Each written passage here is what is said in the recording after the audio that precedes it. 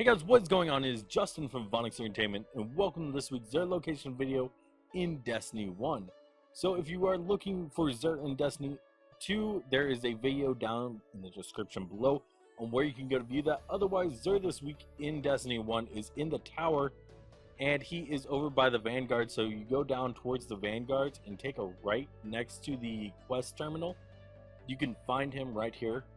And Xur this week is selling for his legacy engram a heavy weapon engram. So if you're missing any heavy weapons from year 1 or 2 that you would like to get a year 3 version of, remember there are no year 4 weapons. We're just in year 4 now that Destiny 2 has come out, but there were no year 4 weapons, no raise in light, so everything's maxed out at year 3 levels. So if you are looking for a heavy weapon, you can get most of them from this, besides the Void and Solar Thunder Lords, the Gjallarhorn for year 3 version. You can get the year 1 Gjallarhorn though, and I believe that's, and also not the swords. The swords you also have to go through the quest. I think that's just about it on what you can't get from this. Remember, you can get the year 1 Gjallarhorn from this, but the year 3 Gjallarhorn you have to do the quest for. So that's everything I believe that you can't get out of here. For the helmet, for the Titan class, he's selling a helmet, the Helm of Saint 14. And now, what this does, this is probably one of the best helmets you can use for a raid if you are a Titan. The reason why is because a bubble Titan is so very good to have in just about any raid. What this does is it blinds enemies that go inside of your bubble, the Ward of Dawn. And this is extremely useful just for a lot of things. So if you're in Golgoroth's chamber, putting it back by the spawn door for all the enemies. If you're in something like Wrath of the Machines, putting it by a spawn door again, just blinding everything. This is so great to have just because everything will be blinded that goes in there. However, if you are going to use this, keep in mind that this doesn't necessarily save you, because enemies that are attacking before they go inside the Ward of Dawn can still attack through the Ward of Dawn and hit you, even though that they will go blind after that attack animation. For the Hunter class, he's selling the Sealed Amakara Grasps. These are one of my favorite exotics to use in PvP, just because you gain an additional melee charge, and melee damage has a chance to reload primary weapons. This is really great to use for the Void Hunter.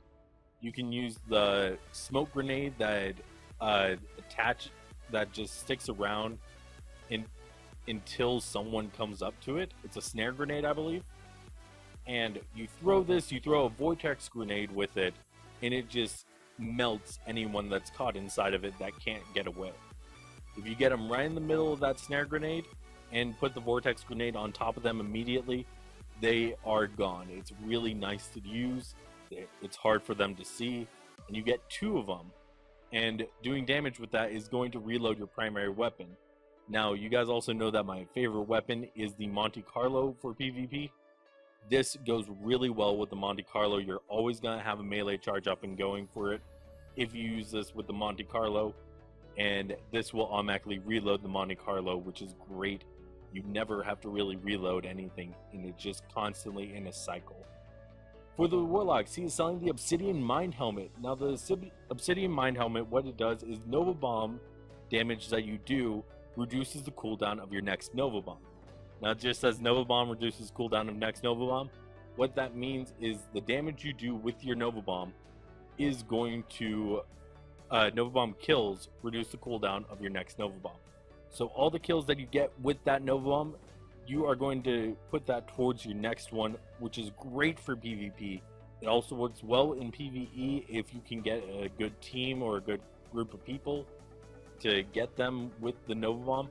Works very well for that, but it's best used in PvE where you have a lot of enemies that are clumped together, such as Hive. It works very well for that. Now for Xur's weapon of the week this week is the Telesto. If you don't have a Telesto, it's honestly probably a really good weapon in my opinion. It looks very nice with its 2 other ones, the Queen's Command, which looks very nice, that purple. and the lingering vestige is kind of an animated one, which is really nice. But what really has it going for it is the unplanned reprieve. It has projectiles that attach and detonate after a delayed blast. So this means you're going to instead of firing normal energy like most fusion rifles, you're going to fire projectiles that are going to go where the energy would have gone, attach onto a surface, whether it be a guardian, a wall, the ground, whatever it is, and then explode after a short time.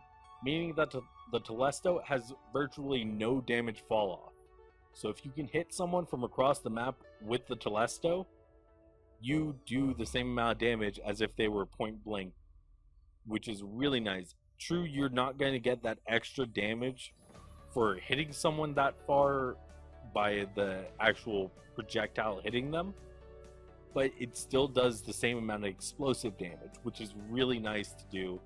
It gets them low and you can finish them off with a primary very easily. And it also works very well against bosses. Having that little bit of explosion damage does help it, and sometimes it can stun them. Battle Runner, kills with this weapon grant a brief boost in Sprinter's top speed. That's nice to have. Lightweight, which gives you a little bit more agility as well. Enhanced Battery brings it from 4 to I think 5 or 6. And then Flared Magwell, meaning you can reload it very quickly. Really, in my opinion, it's either Enhanced Battery or Flared Magwell is the best way to go. But if you like running a lot, you can also use Lightweight. And then the Harbinger's Spark. Multi-kills with this weapon spawn Orbs of Light for your allies. These are not the same Orbs of Light as what a Super will spawn. These are a little bit smaller, and they don't do really anything. They do a little bit to get people super up, but that's just about it. It doesn't do what it would normally do for normal Orbs of Light. Orbs of Light, normally they'll give you a good portion of your bar. This it just gives you a little bit extra. It's not that much. And then there's 2 weapon bundles of the week this week is the Bad Juju and Dragon's Bane, which if you remember from, I believe it was last week he was selling Bad Juju. The Dragon's Bane is probably one of my favorite ones. It looks very nice, especially that skull up front. And then the Trespasser and Fallen Assassin. Again, I like this one more. It's kind of got that gold flash on the back, which looks really nice.